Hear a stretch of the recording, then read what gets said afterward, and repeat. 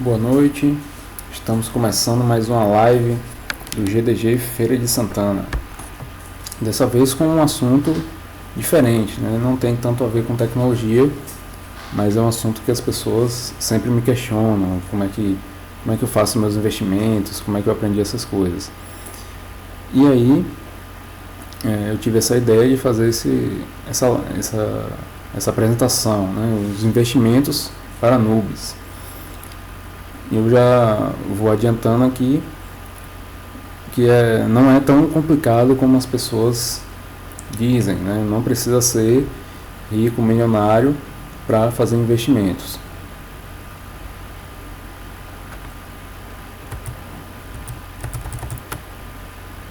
Continuando aqui.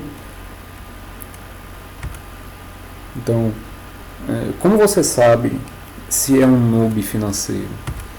Você é o cara que começou agora, né? Caiu de paraquedas, começou agora a ter uma fonte de renda, certo?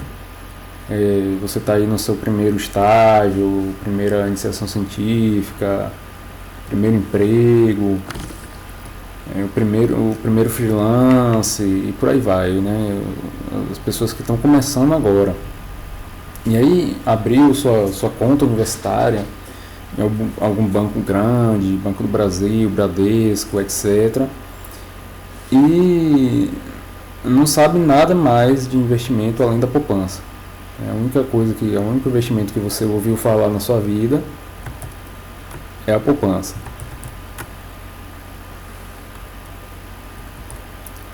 E aí, pessoal,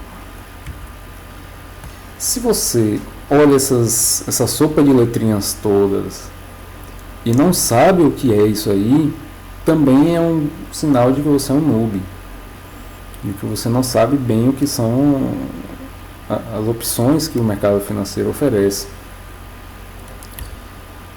E aí eu vou listar aqui os erros que, no meu ponto de vista, as pessoas cometem bastante com suas finanças. É importante saber isso aqui antes de começar a investir. Muitos não sabem quanto gastam. Então, isso é normal. Você pergunta para as pessoas, você gasta quanto no mês? Não sei, não faço a mínima ideia. E aí o que acontece?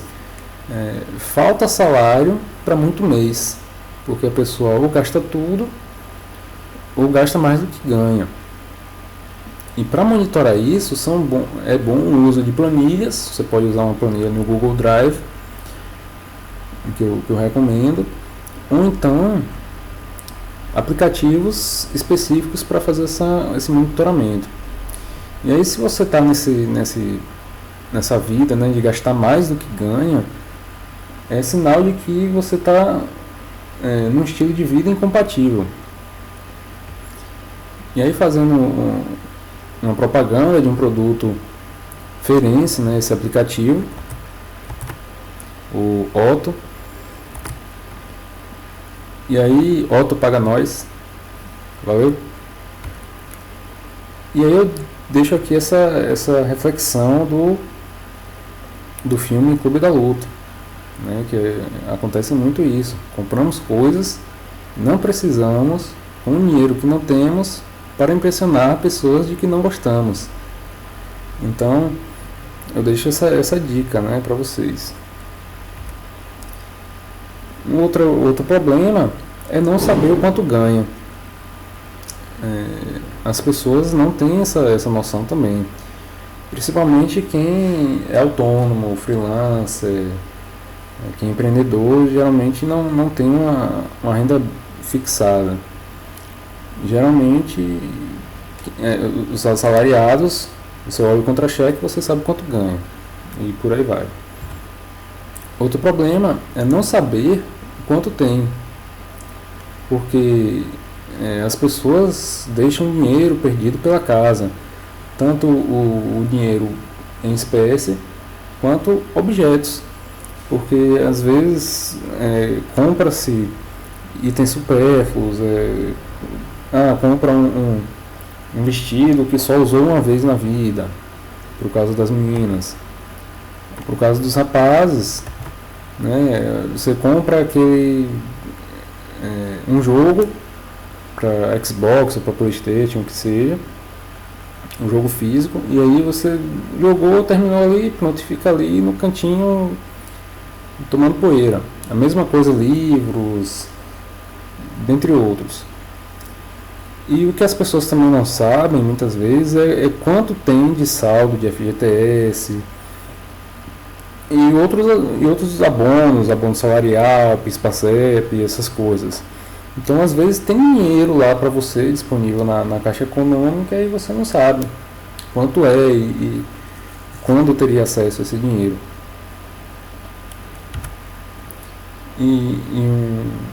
Esse aqui é um problema muito grave, né? Antes de começar a investir, é bom que se tenha uma noção de qual o seu saldo devedor, porque enquanto você não pagar suas dívidas ou a maior parte delas, você não se torna um investidor de verdade. E aí tem que saber quanto que está devendo dos cartões, quais são as unidades desses cartões, porque tudo isso corrói o nosso dinheiro. E aí saber os empréstimos, as taxas desses empréstimos, financiamentos, procurar o valor efetivo total desses financiamentos, carnês diversos de compras de eletrodomésticos, móveis, etc. E tudo isso a pessoa tem que ter uma noção antes de começar a investir. Eu vou passar aqui o tutorial básico, né? Você começou agora, está aí com sua pistola básica, não tem nada, né? Não tem nada na mão, só o seu salário. E aí um conceito que é importante é a liquidez, que é quanto tempo demora para você receber o seu dinheiro, para resgatar o investimento. Um investimento D mais zero, que a gente chama, né, é quando ele tem uma liquidez imediata. Assim que eu solicito esse dinheiro, ele cai na minha conta. E aí você tem um D mais X, onde X são o número de dias úteis, certo? Então, se eu tenho um investimento que é D mais 1, se eu peço um investimento hoje, dentro do horário bancário, ele vai estar disponível para mim amanhã. E aí vocês têm que prestar atenção nisso, porque alguns investimentos você só pode resgatar em dias úteis e dentro do horário bancário. Então, se eu precisar desse dinheiro em um domingo, feriado, sábado, eu não posso ter acesso a esse dinheiro, né, em alguns investimentos. E também há investimentos com liquidez no vencimento. Após contratar esse investimento, eu só vejo o resultado daquilo quando vence um determinado prazo. Um exemplo seria um CDB de 360 dias. Então, depois que eu faço esse investimento no CDB, eu só vejo o retorno dele 360 dias depois e cai automaticamente na conta da corretora ou do banco.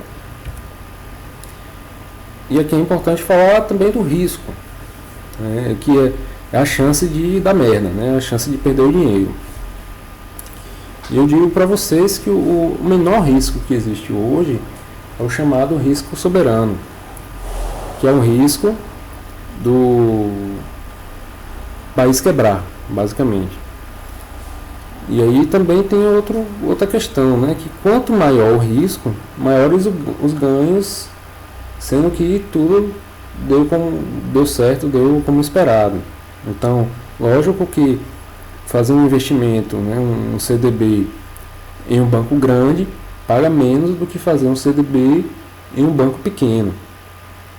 Porque o banco pequeno tem mais risco, então ele tem que pagar mais pelo seu dinheiro. Então, falando em pagar mais, temos o conceito do rendimento, que é o quanto esse dinheiro vai aumentar ao longo do tempo. E aí ele é expressado em porcentagens, né? E aí você tem quando você contrata os investimentos, é divulgado o valor bruto. Você tem aí um CDB 100% CDI, você tem um Tesouro IPCA mais 4%, por exemplo. E aí também deve se atentar não só o rendimento bruto, também o rendimento líquido, que aí você vai levar em conta a inflação e os impostos. Você vai reduzir esses valores dos seus investimentos para saber o valor real que você está ganhando. Temos também, como eu já usei em slides anteriores, o CDI, que é uma taxa muito semelhante à Selic, ela é próxima à Selic, que ela é utilizada para mini empréstimos entre os bancos, em relação ao prazo, né? Porque em via de regra, por legislação, os bancos devem fechar o caixa no azul, né? Não pode fechar o caixa devendo. E aí eles fazem empréstimos entre eles, né, entre os bancos, utilizando essa taxa CDI. Selic já é um pouco diferente. Ela é uma taxa controlada pelo governo, pelo Banco Central. Hoje mesmo, nessa quarta-feira, dia 19 de junho, tivemos a reunião do Copom, que é o Comitê de Política Monetária, e que decide qual vai ser a taxa Selic. Então, essa taxa é utilizada para o controle, né, de emissão, compra e venda dos títulos do governo. E há uma média ponderada dos juros praticados pelos bancos e outras instituições financeiras. Mas assim, a taxa Selic ela é utilizada pelo governo, basicamente para controlar alguns fatores da economia que eu vou mostrar mais para frente. Outro conceito importante é o IPCA, que assim, é a inflação, né? É uma taxa medida pelo IBGE que tenta refletir esse custo de vida das pessoas, né? E lógico que não tem como refletir o custo de uma pessoa individualmente.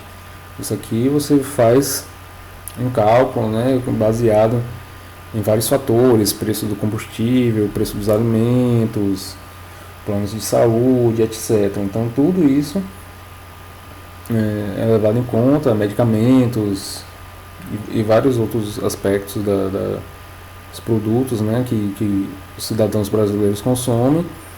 Isso aí é feito uma pesquisa em várias cidades do país para chegar nesse índice. Então, qual é a relação que existe, né, do IPCA com a Selic? Quando estamos em um período de inflação alta, e que vivemos isso recentemente, né, há poucos anos, o governo vai aumentar a taxa Selic, porque isso aumenta o preço do crédito. E aí você aumenta o preço do dinheiro, digamos assim, né, e você freia a lei da oferta e da procura. E aí os preços vão aí voltando ao normal, né, por causa disso. E aí você também tem o cenário inverso, né, o cenário da inflação baixa que vivemos hoje, em que o governo diminui a Selic buscando um favorecimento, né, do consumo e dos empreendimentos, porque passa a ser, enquanto os juros estão altos, é muito fácil colocar o dinheiro em um investimento e deixar ele trabalhar para você e ganhar o dinheiro. Eu peguei essa época, né, a taxa de juros a 14% ao ano, a taxa Selic é 14% ao ano, então era muito fácil colocar em um CDB de 100% CDI e esperar, né? Você compra um título pelo Tesouro Direto, um título Selic e espera ele trabalhar para você. Por outro lado, em um cenário de economia com inflação baixa e com a Selic, e com a Selic em baixa também, você tem que empreender, você tem que botar a mão na massa para fazer esse dinheiro render. E aqui um conceito interessante é que as pessoas às vezes ficam presas ao banco, certo? Se você investir, você não obrigatoriamente pode ser pelo banco, você pode investir pela corretora. Então, a comparação que eu gosto é que a corretora é como se fosse o Mercado Livre. E o banco é como se fosse a loja da Apple. No Mercado Livre, você tem produtos de diversos fornecedores, de diversos vendedores. E na corretora é assim, você tem produtos de diversos bancos, grandes, pequenos, médios. Você tem fundos de investimentos, ações, tem muitas coisas, opções disponíveis na corretora. E as taxas são bastante atrativas.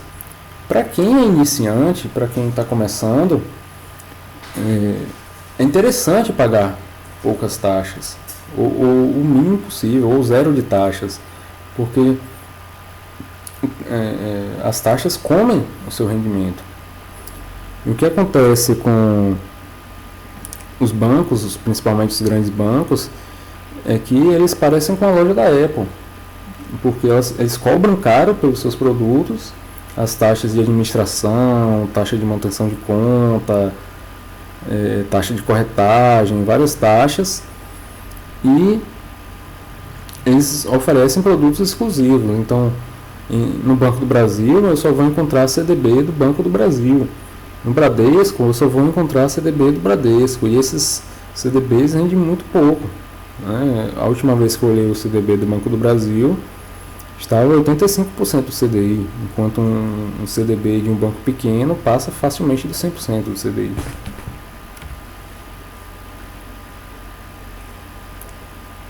E lógico que o governo não ia deixar de ganhar seus impostos, né? de cobrar os impostos sobre os investimentos. E para os produtos de renda fixa e títulos do Tesouro Direto que eu vou mostrar hoje para vocês, não se preocupem com burocracia, porque o imposto é retido na fonte. É a corretora que cuida disso tudo. E aí, todo ano, né, ali por volta de março, abril, né, que é quando começam as declarações do imposto de renda, as corretoras geram um informe de rendimentos para todas as pessoas. E aí você usa esse informe para preencher sua declaração. Sendo que alguns investimentos que eu vou mostrar aqui são isentos. E fiquem atentos que os impostos, eles incidem apenas sobre o rendimento, ele não incide sobre o valor completo, ok? E é importante falar sobre o imposto de renda, nessa parte aqui dos prazos, né? Vejam que quanto mais tempo você deixa o seu investimento paradinho, quietinho, menos impostos você paga, né? Foi uma questão que o governo achou de favorecer os investimentos. Então, se eu deixo até 180 dias, o rendimento é a maior alíquota, de 22,5% sobre os rendimentos. E aí, até 360 dias, 20%. Até 120 dias, 17,5%. E se você deixar mais de 2 anos, né, mais de 120 dias, 121 dias para cima, você tem a menor alíquota, que é de 15%. E aí beleza, agora que você sabe quanto você gasta, quanto você ganha, quanto você deve e o quanto você tem, e já está de mãos desses conceitos básicos que eu passei, quais são os primeiros passos? Se pague primeiro. Eu não estou falando aqui para você fazer voto de pobreza e guardar todo o seu dinheiro para sua aposentadoria. Eu estou falando aqui para pegar um uma porcentagem, né, do seu salário, sei lá, 10, 15%, quanto você se sentir confortável para guardar em um determinado momento, quando você já tiver com as suas contas sanitizadas, digamos assim, que você tiver tudo beleza.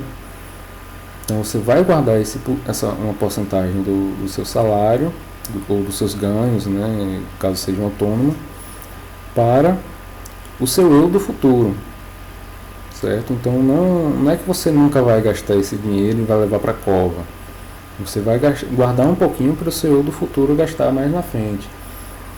E aí eu recomendo também que você tenha uma conta em um banco digital, porque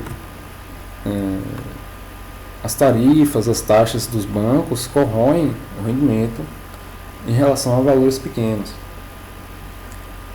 Então, veja que você vai ter uma vantagem, porque você vai ter TEDs ilimitados e não paga tarifas, né? Alguns bancos digitais oferecem essas vantagens, então procure sempre isso, TED ilimitado e sem tarifas, porque você vai usar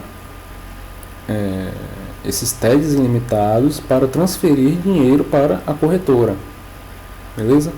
E aí, qual é o bom da corretora? Alguns bancos têm a corretora própria, mas você pode abrir conta em outras corretoras, também buscando tarifa zero para renda fixa, tesouro direto, taxa de manutenção zero, e procure também corretoras de renome, bem gabaritadas no mercado e que tenham o menor custo de corretagem possível. E aí, uma coisa importante para quem está começando é estabelecer seus objetivos, porque o dinheiro ele tem que ter um rótulo, digamos assim, né? Olha, eu estou guardando esse dinheiro aqui porque eu quero fazer um intercâmbio no exterior, então é para uma capacitação. Olha, eu quero guardar esse dinheiro aqui porque eu não sei como é que o governo vai atuar nessa questão da previdência. Eu quero garantir para mim uma aposentadoria confortável, mesmo que o governo aprove uma reforma da previdência que seja prejudicial para a minha carreira. Eu quero fazer uma viagem para o exterior, e aí você guarda o dinheiro para essa viagem. E também para o consumo, lógico, você não é impedido de guardar dinheiro para comprar bens e serviços. E aí você faz esses investimentos e, ao invés de pagar juros em financiamentos, em parcelamentos, você vai guardando em investimentos para si mesmo, e os juros dos investimentos, os rendimentos, vão lhe ajudar a ter seus bens de consumo com menos dor de cabeça. E aí, toda vez que você cria uma conta numa corretora para começar a investir, é feito um questionário de suitability em inglês, né, que vai ver qual é o seu perfil. E aí temos aí o conservador, o moderado e o arrojado, o agressivo, né? O conservador é aquele cara que olha, eu não quero perder dinheiro de jeito nenhum, mesmo que seja momentaneamente, não quero perder dinheiro de jeito nenhum, eu quero rendimento o tempo inteiro, mesmo que seja o mínimo de rendimento, mas não quero ver meu dinheiro diminuir. Tem um moderado, é a pessoa que aceita um certo risco. Olha, tudo bem se dinheiro não render tanto hoje, né, não vai ter problema, mas depois ele vai se recuperar, né, vai ser é uma pessoa que enxerga, né, no médio e longo prazo. E o arrojado é que está disposto a correr riscos em troca de maiores rendimentos, que podem vir ou não, mas geralmente o investidor agressivo ele aguenta ver lá as suas ações, por exemplo, que é recomendado para esse perfil, suas ações caírem em 20%, 30% e ficar tranquilo, sabendo que os fundamentos da empresa vão cobrir isso em um determinado momento. E aí eu vou deixar um spoiler para vocês, quando vocês forem fazer se vocês são noobs em finanças, se vocês são iniciantes, que com certeza o perfil de vocês vai ser conservador, porque vocês não têm ainda um traquejo com os investimentos, com o mercado financeiro. Então certamente seus investimentos vão ser conservadores. E aí, ok, feito essas, você tem sua conta na corretora, conta no banco digital, está conseguindo guardar uma porcentagem do seu dinheiro. E aqui eu vou dizer que não existe uma regra fixa para isso, né? Algumas pessoas dizem que é uma regra 50, 30, 20, né? Que é 50% do salário para os gastos fixos, 30% para os variáveis e 20% são para os investimentos, né? Para guardar para aposentadoria, sonhos, projetos, etc. E aí você vai fazer o seguinte: antes de pensar nos seus projetos, bens de consumo, etc., primeiro é necessário fazer uma reserva de emergência.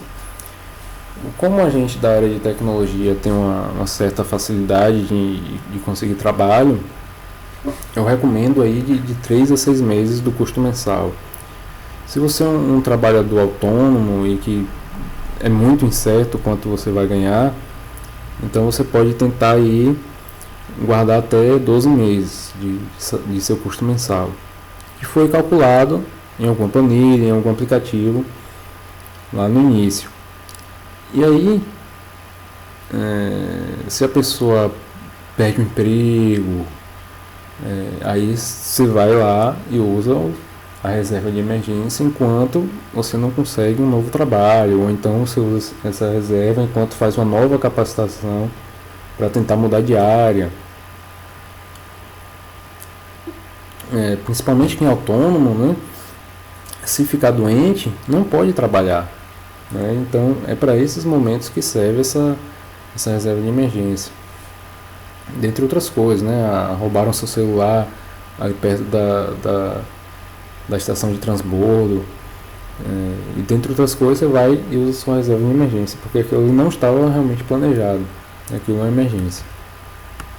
E é importante que alguns investimentos que eu vou mostrar aqui, principalmente o que a gente chama de títulos privados, que seriam os investimentos através dos bancos e corretoras, né, de instituições privadas, a maioria deles é coberto pelo FGC, que é um fundo mantido pelos bancos para o caso de alguma quebra, sei lá, que geralmente acontece em bancos pequenos, é muito raro um banco grande quebrar. E aí, o que acontece? Um banco XPTY quebrou, um banco pequeno. E aí se congela esses investimentos, e aí é garantido que as pessoas vão receber até R$250 mil por instituição por CPF. Algumas pessoas inclusive recomendam que se invista em vários bancos diferentes para não correr, em produtos de vários bancos diferentes para não se correr esse risco. Só que eu acho que se a pessoa tem R$250 mil em um banco, já não é mais noob, né? Já não precisa tanto desses conselhos. E aí, o primeiro investimento que eu vou mostrar para vocês é a poupança. Ela é a opção mais prática e mais fácil para quem está começando. Não paga impostos, certo? Não tem imposto de renda. E assim, todo o dinheiro, não sei se vocês já viram isso, né, mas todo o dinheiro que entra na caderneta de poupança é destinada para financiamentos imobiliários. E tem uma característica bem interessante, é que ela só rende no aniversário da poupança. Ou seja, se eu depositar esse dinheiro hoje, eu depositei R$100 hoje na poupança, eu só vou ver o rendimento daquilo ali daqui a 30 dias, né, no dia 19 de julho. E qual é o problema disso? Se eu resgatar esse dinheiro dia 18, eu perco esse rendimento todo. Isso é uma característica negativa da poupança. Uma coisa boa dela é que ela tem liquidez imediata. Então pode ser domingo, feriado, que se eu resgatar, eu tenho esse dinheiro à minha disposição. E uma coisa que é meio chata é porque hoje a poupança perde para a inflação. Então não é recomendado deixar muito dinheiro na poupança, porque o rendimento vai perder para a taxa atual de inflação. E hoje a poupança segue a seguinte regra: se a Selic, a taxa Selic definida pelo governo, está maior ou igual a 8%, então a poupança vai render 0,5% ao mês. Se for menor que isso, né, menor que 8,5%, a poupança vai render 70% da Selic. Hoje a Selic foi fixada pela reunião do Copom em 6,5%, então é 70% desses 6,5% que não ganham para a taxa de inflação hoje, que está em torno dos 4%. E aí você tem aí outro investimento que eu particularmente acho muito bom para quem está começando, é o CDB. Basicamente, você compra um título privado, né, um título do banco, em que você faz o seguinte acordo: olha, banco, eu vou emprestar meu dinheiro para você em troca de uma taxa de juros, de uma remuneração. E aí o banco utiliza isso daí, esse seu dinheiro, para emprestar para as pessoas, para empréstimos, financiamentos, etc. Só que eu acho que vocês já devem ter percebido isso, que o banco cobra uma taxa em empréstimos um pouco elevada. E quando você recebe o rendimento, não é a mesma taxa que o banco empresta o dinheiro para as pessoas. E essa diferença é o lucro deles, é o lucro do banco, o spread bancário. E aí esse CDB, ele tem vários tipos, que pode ser o pós-fixado, ou seja, você tem uma taxa que você acorda, mas você não sabe exatamente quanto vai ser isso no futuro, lá no vencimento. E aí ele fica atrelado a um índice, que seria um exemplo prático, é o 100% do CDI ao ano. Ou pré-fixado, em que você sabe exatamente a taxa que vai render o ano, 12,7% ao ano. É um exemplo. E há várias opções de liquidez. Tem um CDB de liquidez diária, 180 dias, 360 dias e por aí vai, né? Tem vários vencimentos. Eu já vi CDB com 4 anos, para vencimento em 4 anos, por aí. E lógico que quanto maior o tempo que você deixa lá, o CDB, mais tempo vai render, mas maior será o rendimento. E a tabela do imposto de renda do CDB é aquela que eu mostrei para vocês, né? Então quanto mais tempo você deixar, menos imposto será pago. E assim, para a reserva de emergência é o que eu recomendo, certo? Você vai ter um CDB, pode ser de um banco médio, um banco pequeno, por aí, com liquidez diária 100% de CDI.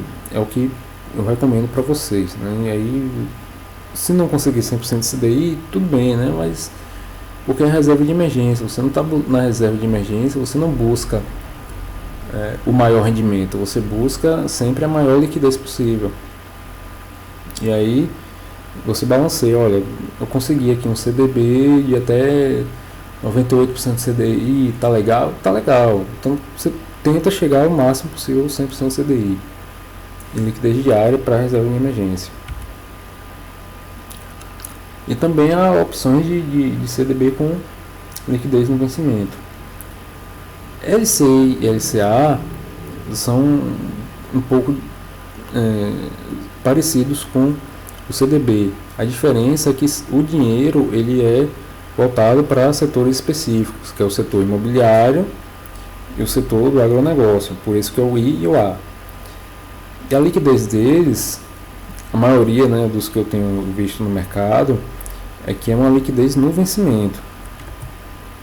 Então não adianta você negociar aquilo ali, que a liquidez é naquela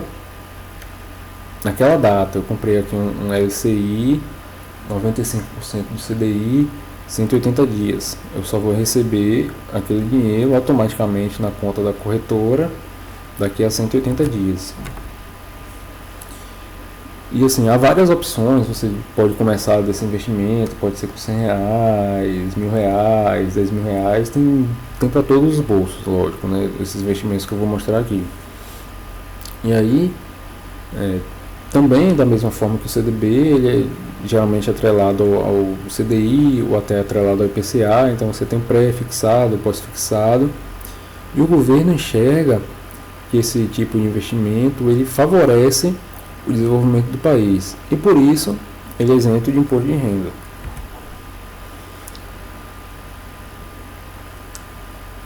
E aqui mostrar para vocês também o Tesouro Direto, que é o mais falado, né, pelos youtubers, pelos blogueiros por aí, os educadores financeiros falam sempre do Tesouro Direto. Que o Tesouro Direto não é um investimento, é um programa do Tesouro Nacional para a negociação de títulos do governo, títulos públicos para pessoas físicas. E aí, como é que acontece? Você empresta o dinheiro para o governo em troca de uma taxa, de um rendimento, e o governo usa esses valores para obras, para infraestrutura e custeio de investimentos do governo, construção de hospitais, escolas, etc. Isso do governo federal. Os títulos vendidos pelo Tesouro Direto, eles seguem a tabela regressiva do imposto de renda, aquela que eu mostrei para vocês no início, e lógico, não tem cobertura do FGC, porque o FGC é voltado para os bancos, é uma questão privada.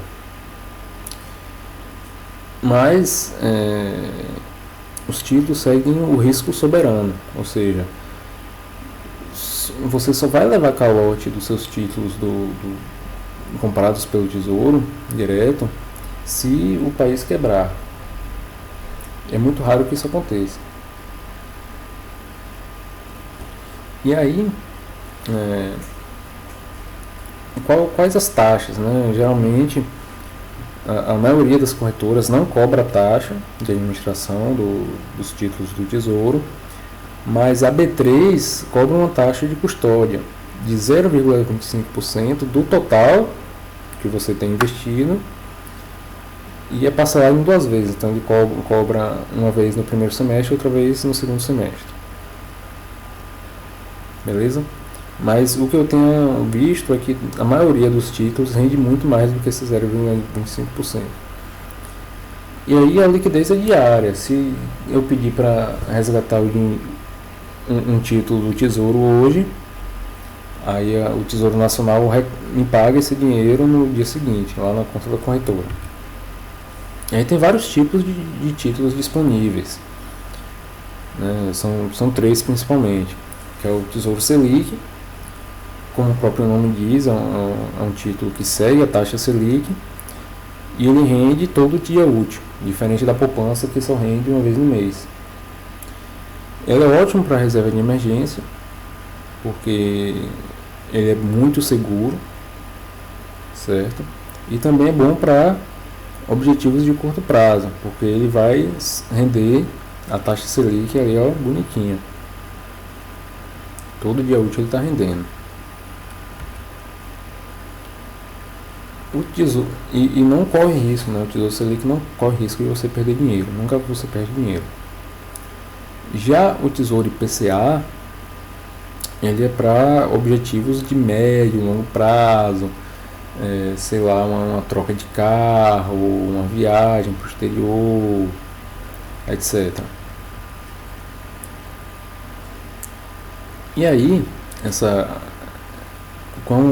uma questão que é importante, esses títulos eles sofrem flutuação. Então, a depender da data que você resgata, você pode inclusive perder dinheiro. E há vários vencimentos disponíveis, né? Então você se planeja, olha, eu quero trocar de carro daqui a 4 anos. E aí você procura um investimento que case com mais ou menos com essa data. E aí tem vários tipos aí também, né? Uma subdivisão. Que ele vai ter uma taxa pós-fixada, né? Que ele é um híbrido, né? Ele tem uma taxa pós-fixada, que é o IPCA, mais uma taxa fixa. Então você vai encontrar aí um tesouro IPCA mais uma porcentagem, mais 4%, mais 3,5%, por aí vai. E também temos o tesouro pré-fixado, também voltado para médio e longo prazo, também flutua, só que ele tem uma taxa fixa, sei lá, 5%, 6%, por aí vai. E aí é necessário fazer uma avaliação do cenário macroeconômico, né, falar esse palavrão aqui, porque como ele é fixo e a taxa de juros da economia oscila, pode ser que você esteja perdendo dinheiro se você contratou né, adquiriu um título prefixado a 5%, e aí a taxa de juros da economia aumenta, aí você acaba tendo um rendimento menor do que o esperado. E também, tanto o prefixado quanto o IPCA, eles têm opções de pagamento semestral de juros. Ou seja, em 2 meses do ano ele vai lhe pagar o rendimento. Ele não vai acumulando até o vencimento, por exemplo. E aí é uma opção que serve como renda extra, digamos assim, né? Porque ele vai pagar a cada 6 meses, que são os meses de agosto e fevereiro, mais ou menos ali dia 15 por aí, ele paga tudo que rendeu nesse período, né, de 6 meses. A cada 6 meses, olha, rendeu isso aqui, toma seu dinheiro. Aí cai ali na conta da corretora, automaticamente é deduzido o imposto de renda, é deduzido as taxas, tudo bonitinho, cai na conta da corretora. Isso aqui é bom para quem quiser fazer algum planejamento. Olha, eu vou usar esse dinheiro aqui para pagar o seguro do carro, porque vence nesse mês. Aí você se planeja para isso aí, certo? Já tendo visto o que você vai fazer com esse cupom, ou você pode até reinvestir, né? Toda vez que você receber, você pode comprar novos títulos.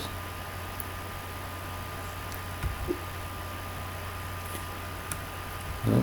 Deixa eu ver se tem mais alguma coisa que faltou aqui. Ok, tudo certo. E aí, lembrando que esses títulos, né, todos esses que eu falei aqui, LCI, Tesouro Direto, com exceção da poupança, esses investimentos, eles são atômicos, digamos assim, são indivisíveis. Pelo menos esses que eu mostrei aqui. Então, se você compra um título do Tesouro, ou um CDB, etc., aquilo é uma negociação, é um contrato que você faz. No mês seguinte, se você quiser investir, você faz outro contrato. Sendo que os títulos do Tesouro, você pode comprar porcentagens do título, de até 1%. Então isso favorece bastante, porque há títulos, né, disponíveis para compra de 40, 50 reais, por exemplo. E aí você vai acumulando esses títulos e aí vai ter um efeito de juros composto, um efeito de bola de neve. E aí vai favorecendo seus gastos e sua renda no futuro. E aí, o que é que eu digo para vocês, né, de próximos passos? Beleza, agora eu já comecei a investir, já coloquei um CDB aqui, um tesouro IPCA para o longo prazo, um tesouro Selic para curto prazo. Olha, já estou pegando a manha, já estou entendendo como é que funciona isso, estou acompanhando mês a mês. Então, pense o seguinte, que os investimentos, eles não servem para a pessoa ficar rica. Né? Eu sinto lhe dizer isso, mas o que faz a pessoa ficar rica é o trabalho, certo? Então, Você tem que focar junto com os investimentos, que são uma ferramenta para conservar seu poder de compra e para lhe ajudar a realizar seus planos e projetos sem recorrer a dívidas, sem pagamento de juros para os bancos. Então você tem que focar em aumentar a sua renda, em se capacitar. E aí, depois disso, né, depois de estudar a respeito do mercado, por exemplo, em quais os investimentos que eu tenho disponível, que eu posso correr um pouquinho mais de risco, porque eu já tenho uma reserva de emergência legal, já tenho uma reserva de emergência boa, já tenho meus planos aqui para aposentadoria e tudo. Então chega um momento que a pessoa tem um montante onde ela pode se dar esse luxo de correr um pouquinho de risco, e aí são investimentos sem garantia do FGC, você tem fundos de investimento, e aí você vai dando passos na renda variável, ações, fundos imobiliários, opções, etc. Então é importante buscar também esse conhecimento sobre os outros tipos de investimento, as outras possibilidades no longo prazo, né? Pensando no longo prazo, porque hoje o cenário é uma taxa Selic, né? Os economistas já falam que pode chegar a 5% no próximo ano. Então, se você tem aí 100% CDI, você vai render 5% ao ano, só que você também desconta os impostos, o imposto de renda. Então vai ficar bem achatado, né? São rendimentos bem achatados comparado com o que a gente tinha antigamente. Então sempre você tem que buscar esse conhecimento aí. E aí, né, encerrando a nossa live, deixar aqui para vocês um convite para comparecerem ao Yes Day em Feira de Santana. Será dia 17 de agosto no campus da FTC. Eu estarei lá, né, com toda a nossa equipe, e estamos preparando uma programação bem diversificada para pessoas tanto iniciantes, intermediários e avançados em tecnologia, para a gente fazer um evento memorável aí, né, para a comunidade diferente. Beleza? Qualquer dúvida podem deixar nos comentários aí do vídeo, que no que tiver ao meu alcance dos meus conhecimentos, ou então eu vou pesquisar e respondo vocês, certo? Importante, não deem um passo maior do que a perna, certo? Evitem coisas mirabolantes, buscar, olha, vem aqui um marketing multinível, uma pirâmide, essas coisas assim. Evitem isso aí não é investimento. É o que eu estou dando esse conselho para vocês, certo? Muito obrigado, até a próxima.